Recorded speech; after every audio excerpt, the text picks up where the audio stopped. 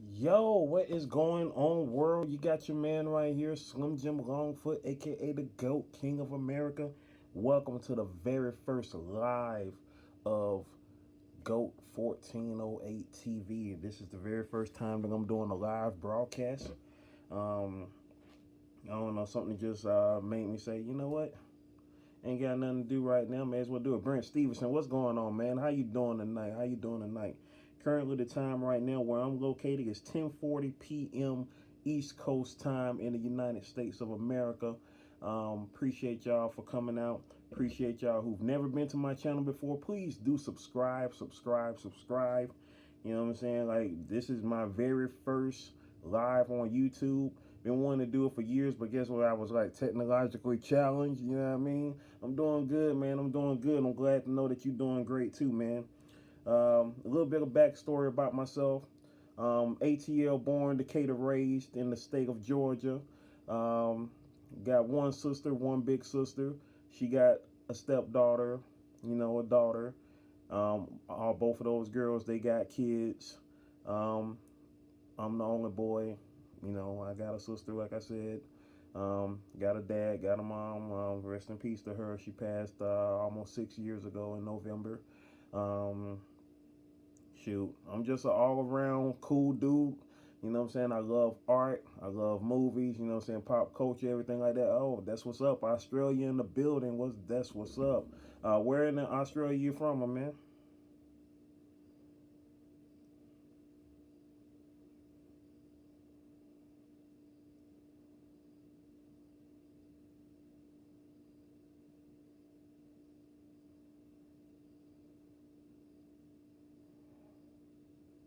Sorry, right there. I'm texting real quick.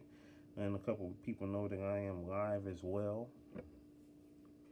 Also, this broadcast to y'all has been brought to y'all by a couple of things. You got Add Me, this awesome app. If you look at episode 2 of GOAT 1408 TV, I'm advertising this app right here that I have on my phone. It's called Add Me. As far as like what's up, shoot, I'm just here to, shoot the breeze with everybody. You know what I'm saying? Probably, do a couple of little art prizes or whatnot. Not necessarily art prizes, but you probably could consider them art prizes. It all depends on what I do.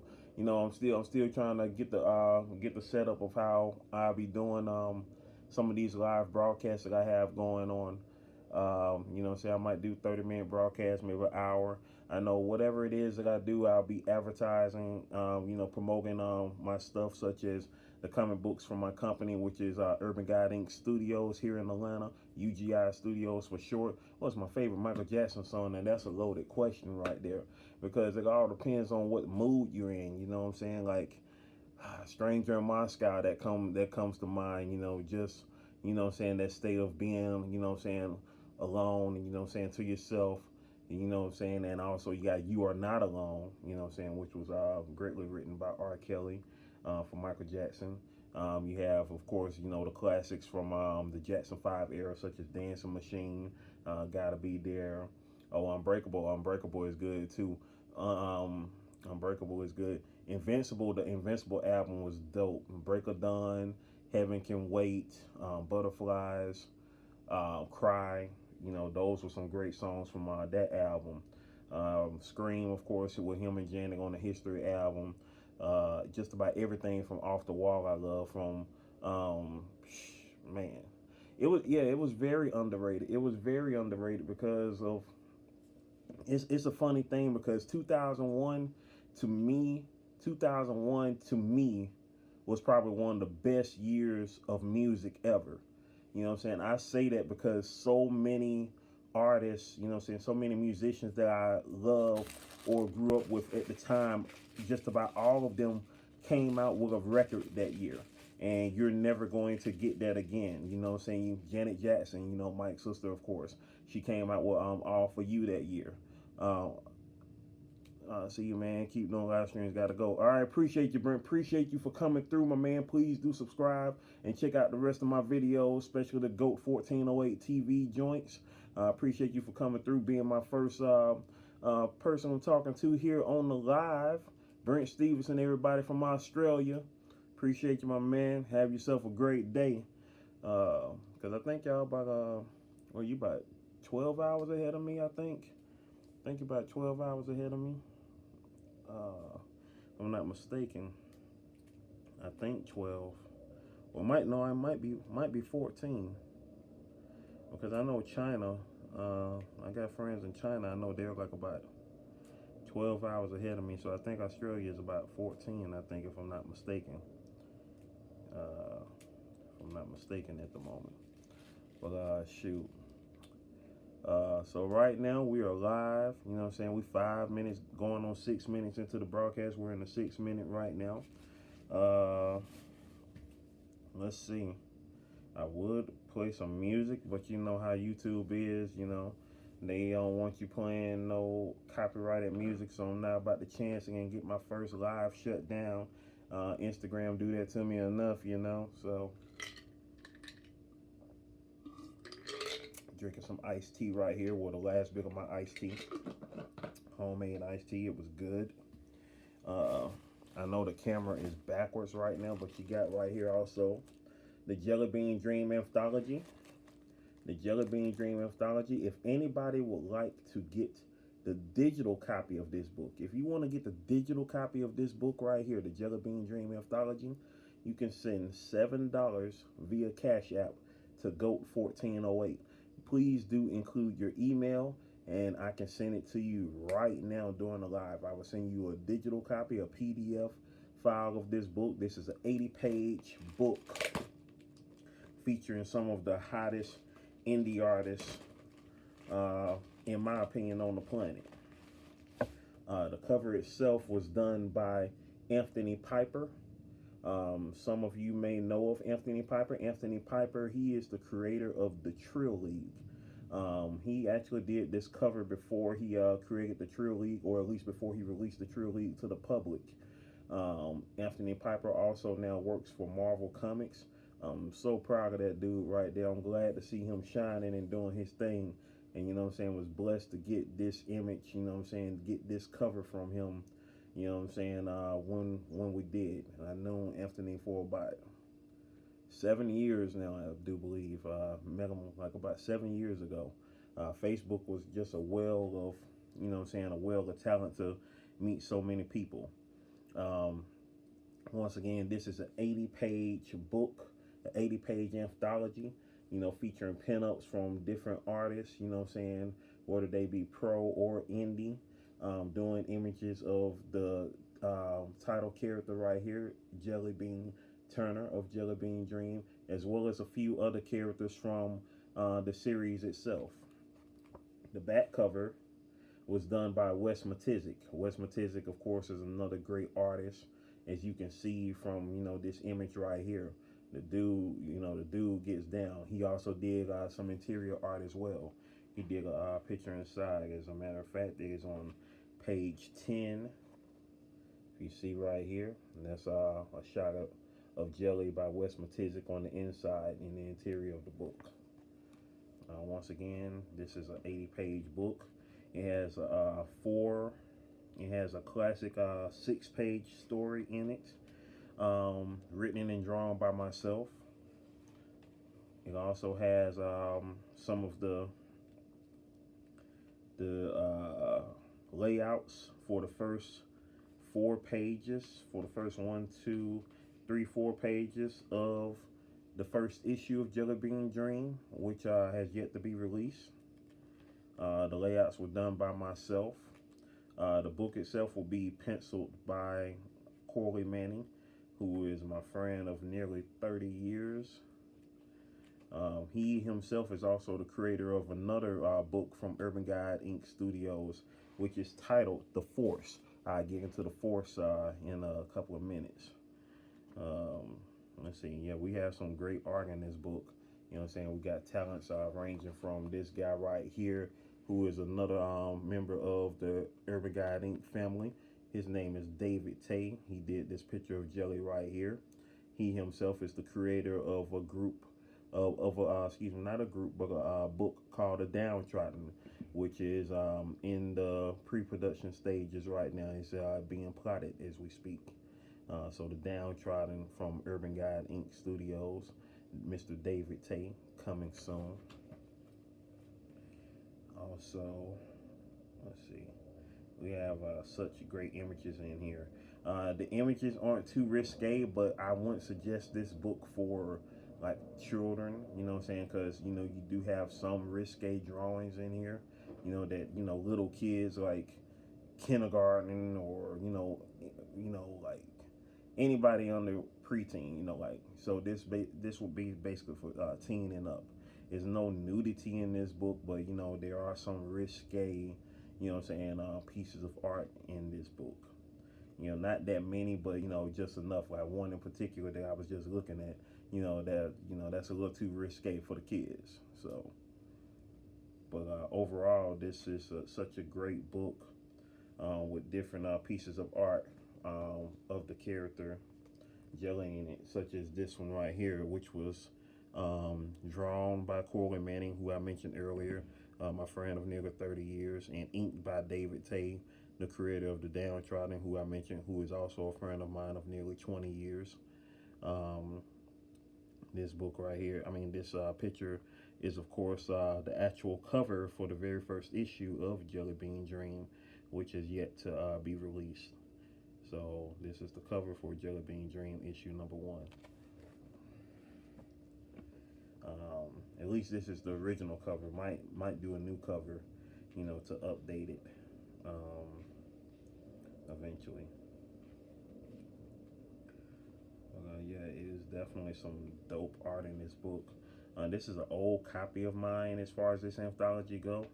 So the seam on the inside is it gets is, you know what I'm saying, like the durability of the book, I must say, isn't the greatest, because depending on how you handle the book, the seam on the inside does wear out a bit, because like my interior on the inside here, the book was printed by Kablam, and don't get it twisted, Kablam is awesome. Kablam is awesome. I suggest Kablam for any indie comic makers who are making their books. I definitely suggest Kablam.com. But like I say, the seam, you know what I'm saying, is, you know, giving away a little bit. But this is an older copy of mine. If I'm not mistaken, I got this copy. Yeah, I got this copy 3 years ago. So it's not old, but you know, when you're carrying the book around, you know, this is your one copy, you know, carrying the book around and showing it to different people, you know, flipping through pages, you know what I'm saying, you're going to get that wear and tear. You're going to get that wear and tear on any type of book. So, you know, that's understandable. If it was just a book that you casually, you know, open up from time to time, it wouldn't get too much wear and tear. But when you're constantly, you know, showing the book off to different people, and, you know, different types of people who, you know, handle books not as careful as yourself, you know what I'm saying, may tend to flip through the pages, or you know how people who don't know how to handle books do.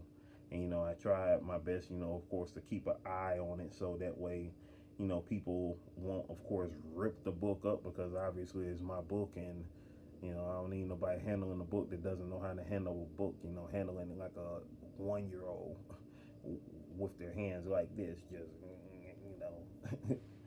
So, as far as that go, that's the Jelly Bean Dream anthology, and that's the move on that for this current session. Once again, I appreciate Brent for coming through. I appreciate that young man for coming through all the way from Australia. Let's see. Would get into the Force right now, but currently we don't have anybody in the live right now. You know, it's, you know, kind of dead, like my IG be sometimes, kind of dead like my Instagram be sometimes. But you know, It is what it is. You know, this is, like I say, this is the very first live. The very first live. You know, I never thought that I would be live on YouTube, you know, talking to people because, like I said earlier, I was technologically challenged. We have somebody in the room right now. I can't see who you are, so please state who you are. Okay, I don't want to mute the microphone. I don't want to do that. Nick, what up, cuz? What up, cuz? Cuz in the building. What's going on, man? For those who are just now joining in, Nicholas Lumpkin, that is my cousin right there. Nick in the building. What's going on, man? I'm doing my very first live right here. Live GOAT 1408 TV. You know what I'm saying? Advertising, you know, promoting all that good stuff. So you made it home good. You made it home good. You got into My Hero Academia yet?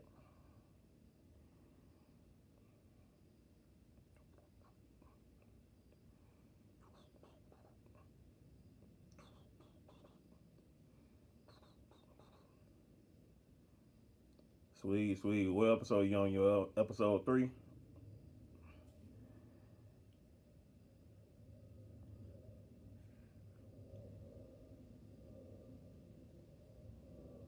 Oh snap! All right, so what you thought about episode 3? For those who are into, of course, anime, you know, My Hero Academia. That is one of my gems right there. That's one of my treasures right there. I love that show. I started watching that show last year. Of course, as y'all know, it premiered as a manga 4 years ago in 2014, as an anime back in 2016. Last year was when I discovered it myself. Saw the first season, then I saw the second one as it was brand new. I saw the third one as it came on, and the third one was, you know, was just excellence, excellence. And I can't wait for the fourth season, which comes out next year in 2019. My cousin right here, Nick, he is just now getting into My Hero Academia, and I know he ain't about to give it up now. He's probably gonna be caught up by his birthday, and his birthday is on the 17th, which is what, 9 days from now. So he will be caught all the way up, I'm quite sure, by his birthday. If not all the way up, he's probably gonna be making his way towards season 3 by his birthday, which I'm sure of it. I'm highly sure of it.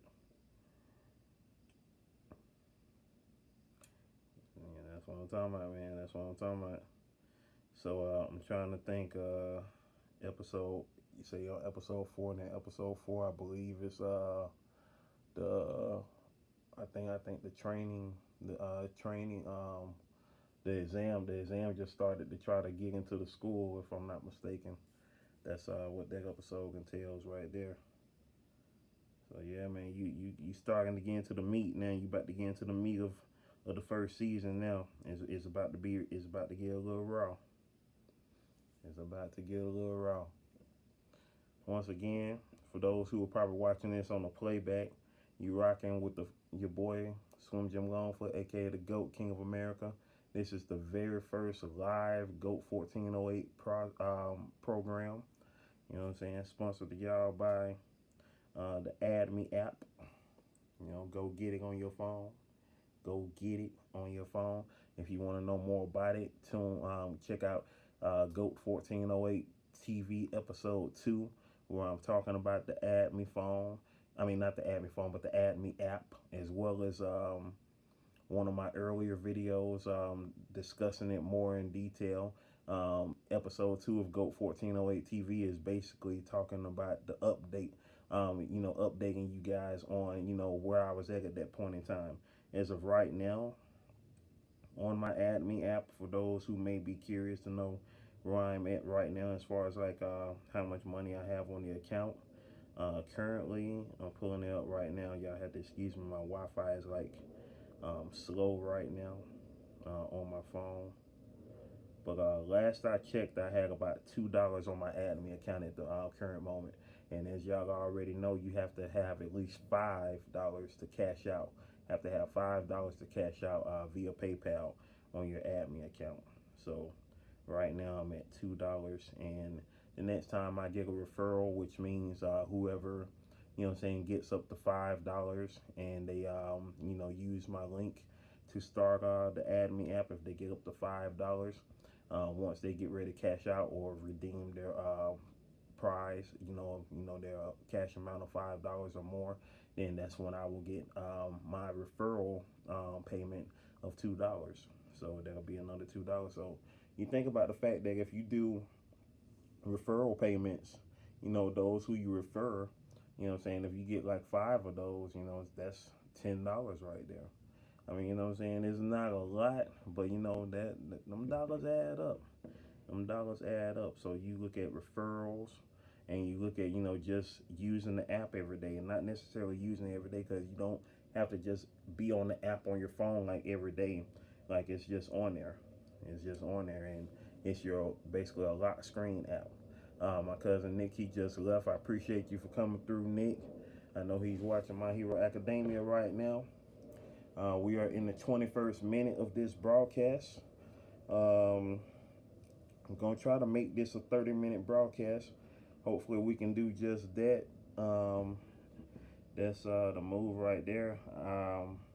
I was going to try to go on Instagram Live at the same time, just to let people know that I was here on YouTube, but I don't know how that shall play out. We're gonna figure something out though. But but um,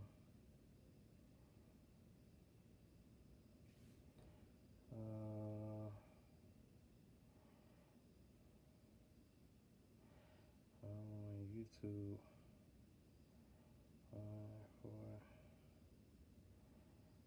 for another minutes.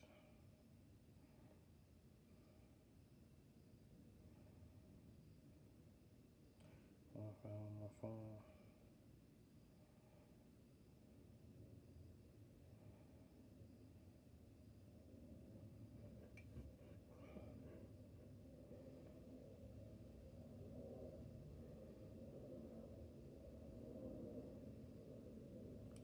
For those who may be in the room or whatnot, I'm checking out some work that my fellow members of UGI Studios is working on. Urban Guiding Studios, if you can see that right there.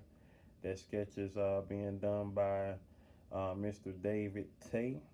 He's working on that piece right there. And these guys, they are some dope artists. As I mentioned earlier, my friend Corley Manning, he is the creator of The Force. The Force was written by him and drawn by one of the most talented guys that I know by the name of Jimmy King, who hails from Nigeria. We all met about 6 years ago. We met 6 years ago after me and Corley released our first UGI book, The Adventures of Pimp Hand Strong. After we released that book, we got a lot of attention on the internet, in our art circles on Facebook. And of Jimmy King, he was a young man who came across us, saw Pimp Hand Strong and really dug it, and he drew a pin up of one of the characters from the book, and from there, that's where, history happened. So, we linked up with Jimmy, and we was already, me and Corley was already talking about his creation, The Force, and he felt as though Jimmy was the best person to help bring it to life, and so here it is. This is The Force issue number 1. Here are those three guys on the back. Corley Manning at the top, the creator and writer of The Force. Jimmy King in the middle, he is the writer of the book. And me, myself, my contribution to the book was doing a majority of the flat colors as well as the panel layouts. Because this book was definitely a process, because the way it was set up, Jimmy, he did the majority of his pictures, the majority of his pages, his panels was all done on different sheets of paper. For instance, this scene right here, you look at this panel scene right here. All of those images, all of those different panels were all on different sheets of paper. They were all on different sheets of paper. And so what I did, I took these panels, I took these images, and I cut them and cropped them myself, digitally, what I'm saying, on a computer, and put them together to make a comic book page, to set them up panel wise. And like the image of the young lady right here, who is a reporter, her name is Zora Fox. He did this image separately, and so I was able to, of course, take this image, and make a duplicate of it, showing her falling, because he's throwing her up in the air right here, and as he's fighting this creature, it shows her in between the panels, falling, until he catches her again and runs off. His name is Dip, and he's one of the members of the Force. And so that was pretty much my task in this book, and it was definitely a task, putting these, images together, these awesome images, these awesome pieces of art that Jimmy did, putting it all together to make a book. And, like usually, you have artists, they are doing a book, they have, the pages already laid out, they're drawing everything on that sheet of paper, on that Bristol, whatever it is, what type of paper they're using. And like I said, Jimmy, these images that he did was massive. They were way bigger. Like for instance, this 4-panel spread right here. All of these were 4 separate images. They weren't on the same page. They were all 4 separate images. But of course, I shrunk them down and put them on the same page, so they would be, so it would be a 4-panel, a 4-panel page. He did all of the images separately because they were so big. I mean, like everything that he did was pretty much big. He was I think he was doing most of the panels on like some of the panels were on if I'm not mistaken, some of them was literally on 11 by 17 paper. Like some of them was on paper by itself. Like we didn't get the physical copies of the art. He sent them to us via email. He sent us the images via email, and so that was how we would get the images. Because like I said, he's in Nigeria, we're in the United States, and so we would get the images.